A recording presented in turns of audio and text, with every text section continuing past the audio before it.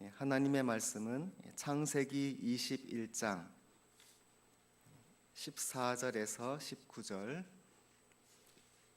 그리고 22장 13절입니다.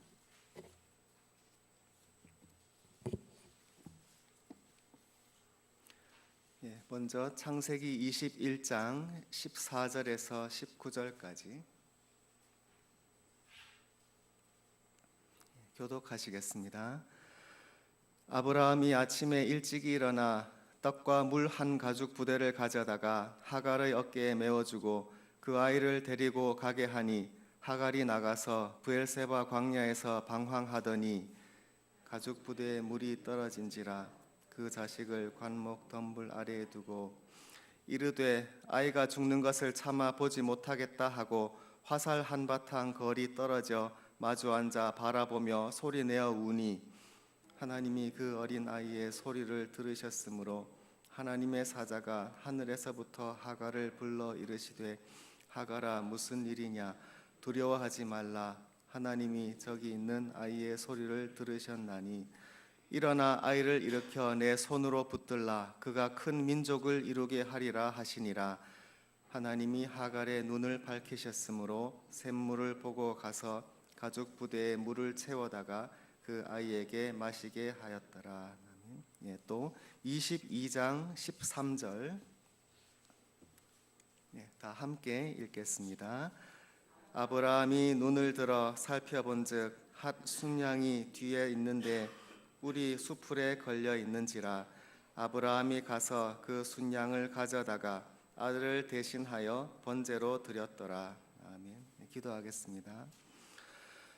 귀하신 주님 감사드립니다. 주님 이 복된 시간에 주님의 전으로 이른 시간에 나왔습니다. 참으로 기쁘고 감사하고 또한 사모하고 또 기대하는 마음으로 나왔습니다.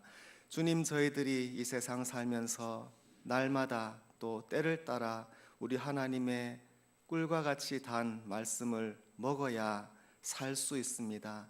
저희들의 영혼을 소성케 하시고 저희들에게 기쁨과 은혜가 충만하게 하시는 말씀을 늘 주시니 감사합니다. 저희들은 참으로 이 시간을 기뻐합니다. 그리고 기다립니다. 주의 전에 있는 시간이 제일 좋습니다. 그리고 주님을 부르고 기도하는 시간이 가장 복됩니다. 주님의 말씀을 대하는 이 시간 주님의 성령께서 함께 하시고 저희들에게 하늘의 복을 다시금 부어 주시옵소서. 그래서 말씀을 믿음으로 듣고 잘 이해하고 또 주님의 뜻에 맞게 살 수 있도록 도와주시옵소서. 주님 예수님의 이름으로 기도합니다. 아멘. 우리 중에 그 하트앤서울 복음 방송을 듣는 분이 많이 계십니다. 그 CD가 그 애리조나주 피닉스에서 옵니다. 제가 피닉스로 출장을 2번 갔었는데 그 비행기에서 내려다보면 완전 광야입니다. 아무것도 없어요. 그냥 바위 같은 그런 땅만 가득 보이다가 그 광야 한가운데 도시를 딱 건설해 놨습니다. 계획 도시인지라 참 잘 정돈되어 있고 예쁩니다. 도시가 참 정겨운 도시인데 그 한가운데에 바위 산이 있습니다. 꼭 낙타의 등처럼 생겼다 해서 캐멀백 마운틴인데 그 돌로 된 산이에요. 한번 올라가 보고 싶더라고요. 근데 나무가 있는 게 아니라 그 선인장들이 거기에는 군데군데 있습니다. 그래서 그 근처를 좀 걸어보고 싶다 해서 산책을 나섰다가 금방 다시 들어왔습니다. 왜냐하면 너무 더운 거예요. 이게 10월 달인데도 그렇게 덥더라고요. 그래서 이게 산책할 일이 아니고 여기서 잘못 헤매다가는 진짜 죽을 수도 있겠다는 생각이 진짜 들었습니다. 오늘 본문의 배경이 광야인데 우리가 상상할 수 있듯이 사람은 물론이고 동물도 눈에 띄지 않고 바짝 마른 땅, 물도 없고요. 쉴 수 있는 나무 그늘도 없고 그저 관목 덤불, 떨기나무 같은 것만 군데군데 있는 그런 땅이 오늘의 배경입니다. 그 광야를 2 사람이 걸어갑니다. 어머니와 아들입니다. 이 하갈과 그 아들 이스마엘이 그 이른 아침에 그 정들었던 집을 떠났습니다. 하갈에게는 아마도 한 20여 년 동안 살았던 정든 곳이고, 그 아들 이스마엘에게는 말할 것도 없이 자기가 태어나고 그 자란 곳입니다. 그 정든 집을 그 하루아침에 떠나게 되었습니다. 오늘 14절의 말씀에 아브라함이 아침에 일찍 일어나 그 떡과 물 한 가죽 부대를 그 하갈의 어깨에 메웠습니다. 물이 꼭 필요한데 아시다시피 물이 무겁잖아요. 우리가 흔히 보는 그 정수기 위에 얹는 그 물 그 통을 생각해 보면 그 사이즈가 다 다른데 제일 많은 게 5갤런이거든요. 5갤런이면은 약 20kg입니다. 그 20kg 우리가 들 수는 있어요. 그 들고 짧은 거리를 이동할 수는 있습니다. 그러나 그것을 또 여성이 그 어깨에 메고 광야를 헤맨다는 것은 불가능해요. 아마 그보다 훨씬 적은 양의 물이었을 것입니다. 그냥 생각해 보기를 아브라함이 그 나귀 한 마리라도 같이 떠나 보낼 수 없었나 생각을 해보게 돼요. 하다못해 다른 유산은 놔두더라도 나귀 한 마리라도 같이 있었으면 거기에 음식도 얹고 물도 얹고 훨씬 또 수월했을 터인데 또 그렇게 하지 않았는가 생각도 해보게 됩니다. 아무튼 그렇게 어깨에 그 무거운 물과 양식을 얹고 아이를 데리고 떠났는데 그 브엘세바 광야에서 방황했습니다. 브엘세바는 그 남쪽에 그 이집트로 내려가는 그 길에 있습니다. 광야에서 길을 잃었는지 방황했습니다. 다음 15절에 가죽 부대에 물이 떨어졌습니다. 그 며칠이나 시간이 지났는지는 알 수 없지만 그 물이 떨어지는데 이 아무도 없고 물도 없는 광야 한가운데서 이 물이 떨어지는 상황은 말 그대로 생명이 위협받는 상황입니다. 그리고 아마 그 아이도 이제 기진했던 것 같아요. 그래서 그 아이를 그 관목덤불, 그 예전 번역에는 그 떨기나무라고 되어 있습니다. 그 떨기나무, 마치 모세가 하나님을 뵌 것 같은 그런 보잘것없는 나무잖아요. 그늘도 없는 그 아래, 그밖에 없었겠죠. 그런 장소가. 그 아래에 아이를 눕혔습니다. 16절에 이르되 아이가 죽는 것을 참아 보지 못하겠다 이렇게 말하고 화살 한바탕 거리 좀 떨어졌습니다. 아이 바로 옆에서 울면 또 아이가 혹시 깨서 놀라거나 두려워할 수 있으니까 그랬는지 그 화살 날아갈 수 있는 거리, 그 올림픽 양궁의 이 거리가 70m입니다. 70m, 그러니까 그렇게 먼 거리는 아니지요. 그만큼 어느 정도 떨어져서 자리 잡고 바라보며 소리내어 울었습니다. 예전 번역에는 그 방성대곡했다 그렇게 되어 있었습니다.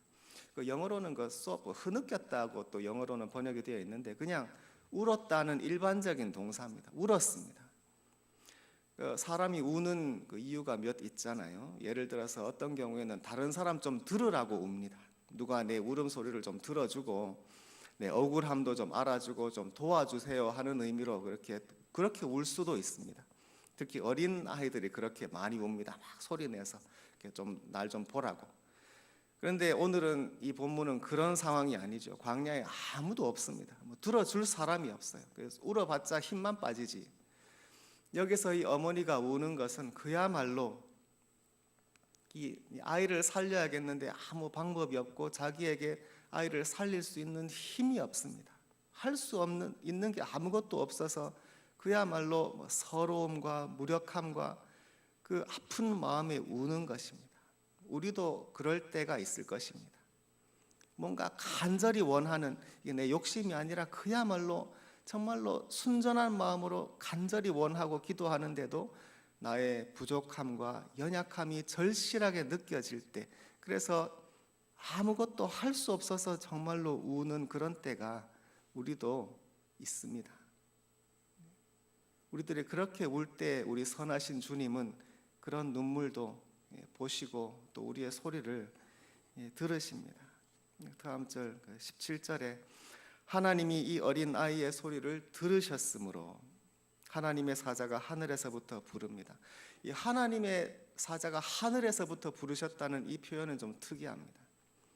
하늘에서부터 음성이 들린 것이죠. 이 창세기 또는 사사기 같은 책에서 하나님의 사자가 이 땅으로 내려오는 경우가 여럿 있습니다. 그리고 사실 사람의 모습으로 천사가 오기도 해서 그를 만나는 사람이 천사인 줄 처음에는 모르고 대화하다가 나중에 천사였다 하고 깜짝 놀라는 경우도 많이 있고요. 이 하갈 자신도 이전에 16장에서 아이를 임신했다가 여주인에게 미움받아서 도망갈 때 하나님의 사자를 만난 적도 있습니다. 그때는 샘물 곁 길가에서 만났습니다. 구체적으로 어떤 모양으로 이 사자가 나타났는지는 우리가 잘 모릅니다. 사람의 모습이었을 수도 있어요. 그리고 하나님의 말씀을 전하는데 또 대화도 합니다. 예전에는 그런 경험을 했었습니다. 그때는 하나님의 사자가 땅으로 내려왔습니다. 그런데 오늘 21장에서는 하나님의 사자가 하늘로부터 부르십니다. 하늘에서 음성이 들린 거예요. 분명히 이것은 하나님의 계시지요. 하늘에서 음성이 들리는 그런 장면이 성경에 여러 나옵니다. 특별히 예언서에서 볼 수 있고 신약 성경에서도 우리 주님 예수님을 비롯해서 사도들 바울 또는 베드로, 요한 이런 분들이 하늘에서 음성을 들었습니다. 하늘에서 음성이 들리는 장면을 우리는 상상만 할 수가 있는데 어떻겠습니까? 그것은 자연스러운 소리가 아니죠. 누구나 듣고 이게 무슨 소리구나 들을 수 있는 일상적인 소리가 아닙니다. 예수님께서 또는 바울이 하나님의 예수님의 음성을 또 하늘에서 들었을 때에 옆에 있던 다른 사람들은 이게 무슨 소리인지 몰랐습니다. 알아들을 수가 없었어요. 그러니까 초자연적인 소리죠. 하나님의 음성이 저 하늘에서 땅으로 임할 때에는 그것은 하늘과 땅의 거리가 또는 경계가 무너지는 것입니다. 하나님의 권능이 직접적으로 이 땅에 그 사람에게 임하시는 것입니다. 그런데 우리는 하나님의 그 능력과 거룩하심을 감당하지 못합니다. 이 장면에서도 하갈에게 하나님의 능력이 그대로 노출되었다면 하갈은 살지 못했습니다. 그러므로 하나님께서 하늘에서 음성을 내리셨다는 것은 단순히 말씀하셨다는 것을 넘어서 이미 하나님의 선하신 보호하심이 임했다는 것을 의미합니다. 하나님께서 음성을 발하셔서 그분의 권능을 드러내심과 동시에 하나님은 보호하시는 손길로서 하갈을 덮으십니다. 그래서 하갈이 거룩하신 하나님 앞에서 상하지 않도록 보호하십니다. 이미 하나님의 은혜가 충만히 임하고 있습니다. 하나님과의 이런 정말로 강력하고도 귀한 은혜의 자리, 계시의 자리에 지금 하갈이 들어갔습니다. 하나님의 음성이 임합니다. 그의 이름을 불러주십니다. 하갈아, 무슨 일이냐? 또 하나님 말씀하십니다. 하나님이 아이의 소리를 들으셨나니. 하갈이 그렇게 슬퍼서 울었지만 사실 하나님이 들으신 것은 그 어머니의 울음소리가 아닙니다. 우리도 서럽거나 또는 하나님 앞에서 마음을 쏟아놓으면서 울 수가 있지만, 그렇지만 또 우리가 운다고 해서 하나님이 또 다 들으시는가, 또 그렇게 말하면은 안 될 것입니다. 운다고 하나님이 들어주시지는 않아요. 로마서 9장에서 우리가 간절히 원함도 아니요 다른 박질함도 아니요 오직 긍휼히 여기시는 하나님이라, 하나님의 뜻으로 들으시는 것입니다.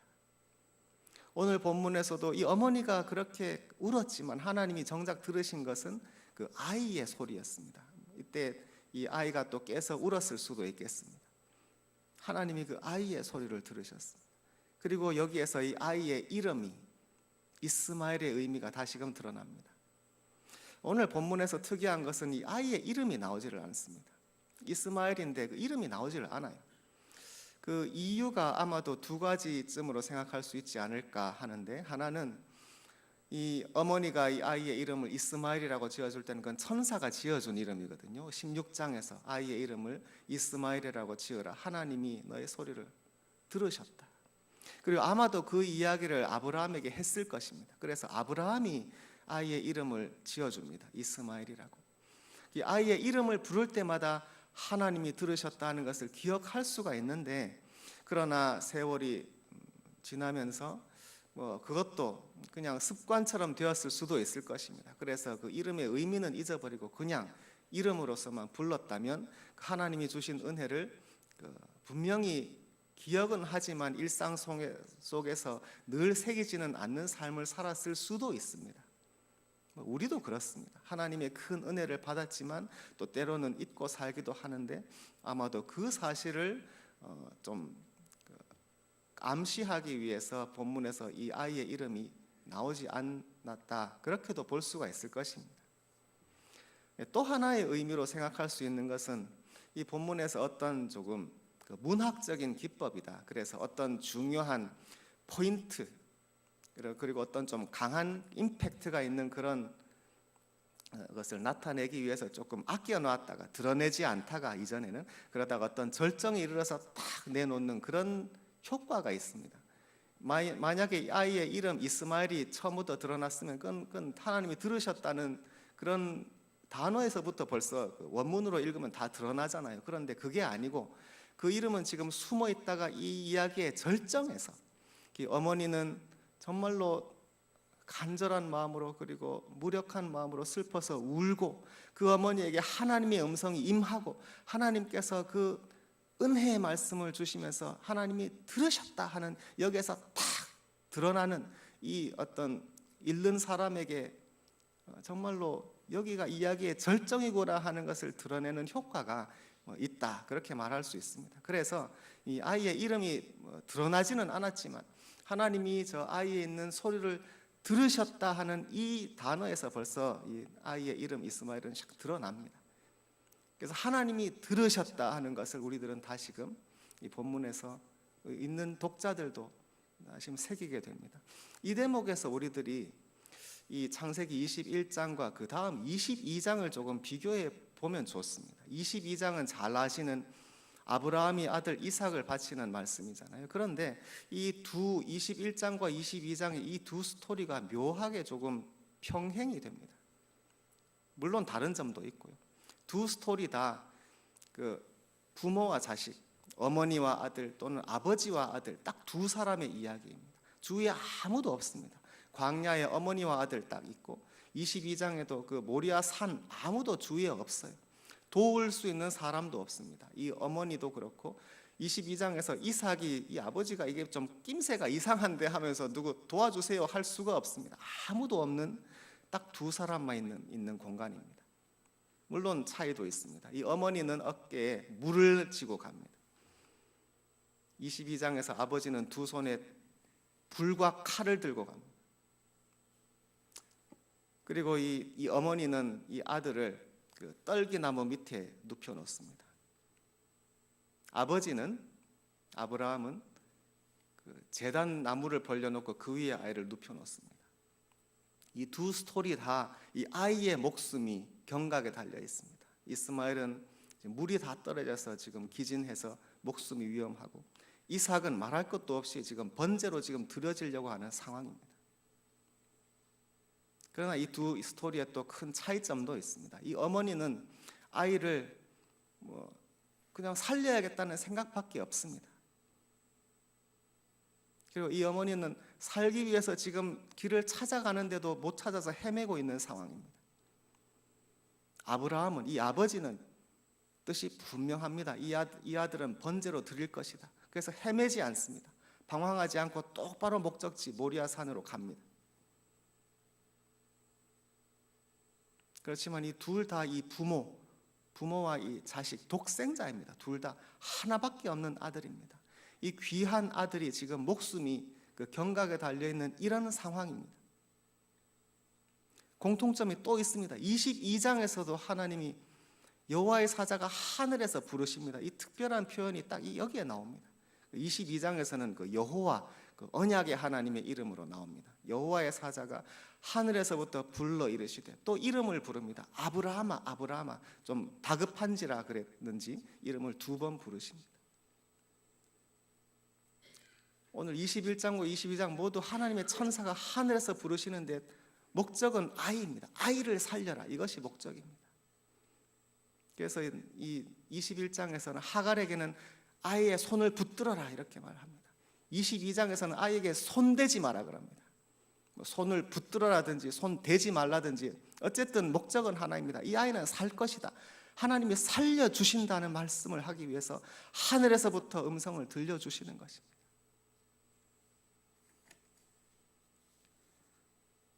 19절로 가겠습니다. 오늘 21장 19절. 하나님이 하갈의 눈을 밝히셨으므로 샘물을 보고 가서 가죽 부대에 물을 채우다가 하나님이 하갈의 눈을 뜨게 하십니다. 여기서 밝히셨다는 이 동사는 그 눈과 관련돼서 늘 나오는데 눈을 열게 하셨다, 눈을 여셨다는 그런 동사입니다.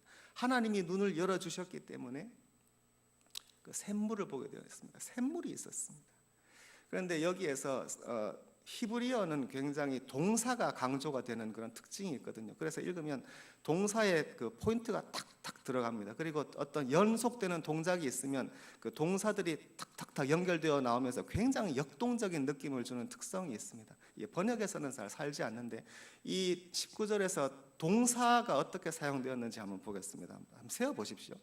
여기에서 나오는 어떤 동사가 있느냐. 먼저 하나님이 하갈의 눈을 밝히셨습니다. 눈을 뜨게 하셨습니다.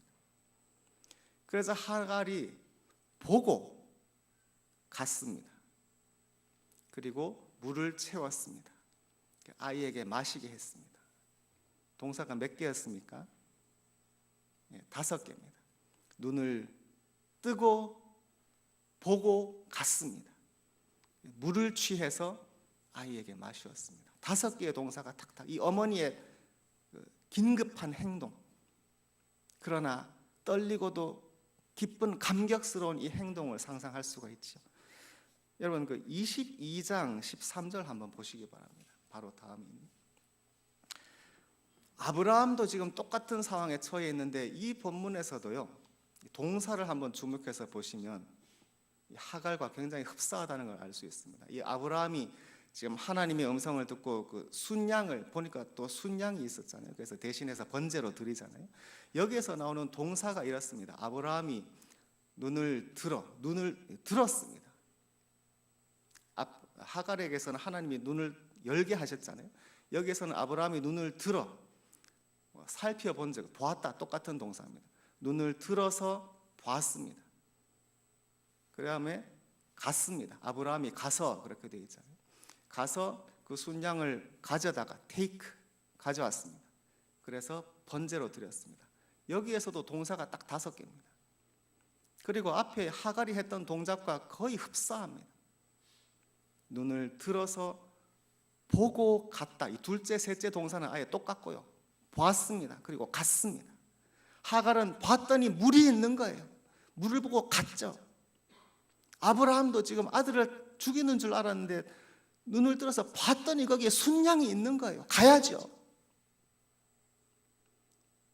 그 다음에 그 순양을 데려왔습니다. 번제로 드렸습니다. 앞에 하갈이 했던 동작과 매우 흡사합니다. 눈이 열려서 보고 갔다, 물을 채워서 마시었다. 여기서는 눈을 들어서 보았다, 갔다, 순양을 취해서 번제로 드렸습니다. 흡사한 동작, 5개의 동사로 이어지는 이 동작을 이 어머니와 아버지가 보여줍니다. 이 유사성을 또 너무 그렇게 의미를 둘 것은 또 아닐 것입니다. 이것이 마치 아브라함이 자기가 하갈에게 이렇게 아침부터 쫓아내었던 그런 것처럼 자기도 당했다든가 이런 식으로 너무 또 의미를 부여할 건 아니고, 그러나 이 두 문장이 굉장히 흡사한 것은 이 부모로서 그 어머니와 아버지의 상황과 심정이 매우 흡사하기 때문입니다. 둘 다 이 아이가 지금 죽게 생겼습니다. 이 어머니는 아이를 살리고 싶지만 물이 없어서 아이가 죽게 되었습니다. 이 아버지는 물론 아이를 사랑하지만 하나님이 번제로 드려라 하니까 믿음으로 아이를 그래도 죽이려고 지금 진짜로 작정하고 데려왔습니다. 그런데 하나님이 눈을 밝혀주셔서 또는 눈을 들어서 봤더니 거기 살릴 수 있는 물이나 양이 있는 거예요. 가서 취해서 그래서 아이를 마시게 하고 번제로 드리고,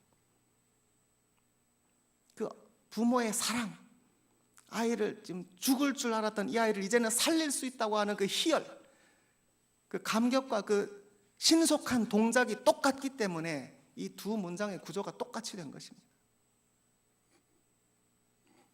우리는 아브라함은 매우 친숙하고 잘 알고 존경합니다.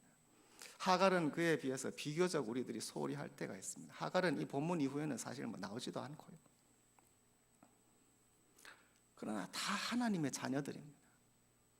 여러분, 제가 하갈과 이스마엘에 대해서 오늘 세 번째로 그리고 마지막으로 말씀을 드리는데 잠깐만 짚고 넘어갈 포인트가 하나 있는데, 우리가 이스마엘이 이슬람의 조상이라는 얘기를 흔히 들으실 것입니다. 그 이유는 아랍인들이 자기들의 조상이 이스마엘이라고 말하기 때문입니다. 그거 증거 없습니다.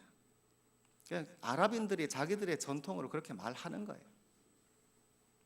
그런데 그들이 진짜 아브라함의 자손이냐 이스마엘의 자손이냐, 그거는 뭐 유전학으로도 증명할 수가 없어요. 자기들끼리 그 가까운 친족이라는 것은 물론 그건 증명할 수가 있는데, 그 수천 년 전에 이스마엘의 자손이다 그거는 증명할 수도 없고 또 아니다 반증할 수도 없어요. 그냥 그들이 그렇게 말하는 거예요. 그런데 아랍 사람들이 그렇게 말하는 게 신빙성이 그렇게 있느냐? 없어요. 코란에는 하나님이 뭐 이스마엘을 바쳤다 그러고, 또 아브라함이 또 사우디아라비아에 가서 또 예배드렸다고 그런 얘기들이 나오는데 그 신빙성 없잖아요.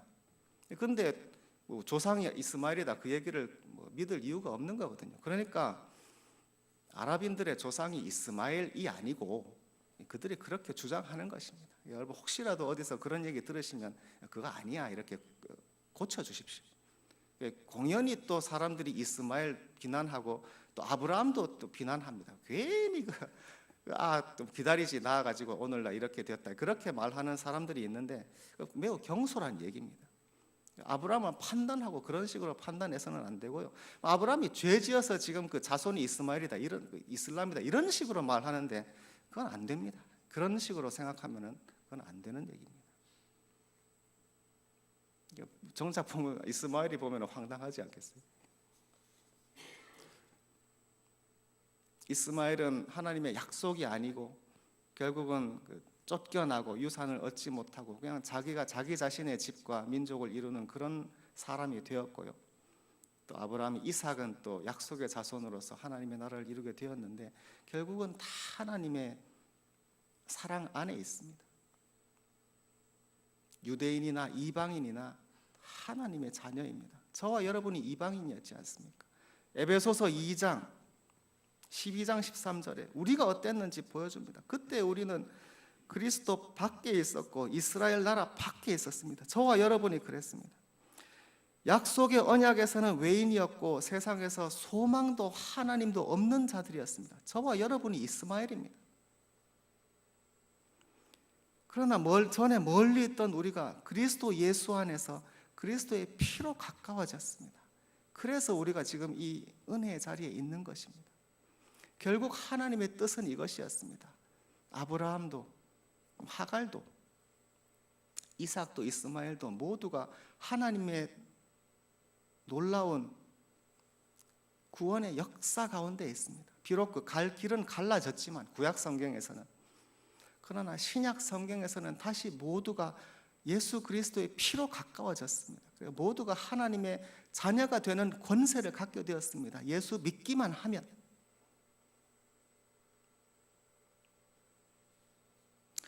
이스마엘이 나중에 구원의 역사에서 본의 아니게 큰 역할을 사실 합니다. 이스마엘이 어머니가 애굽 사람인 거로 나중에 장성해서 가나안은 아버지 쪽, 애굽은 어머니 쪽, 그래서 가나안과 애굽을 다 그 배경으로 갖게 되었잖아요. 그래서 그 자손 중에 일부가 그 가나안과 이집트 사이를 왕래하면서 무역하는 사람들이 되었는데, 나중에 그 야곱의 아들들이 요셉을 팔 때 그 이스마엘 사람 그 자손을 만나요. 그래서 애굽으로 가게 되는 거예요, 요셉이.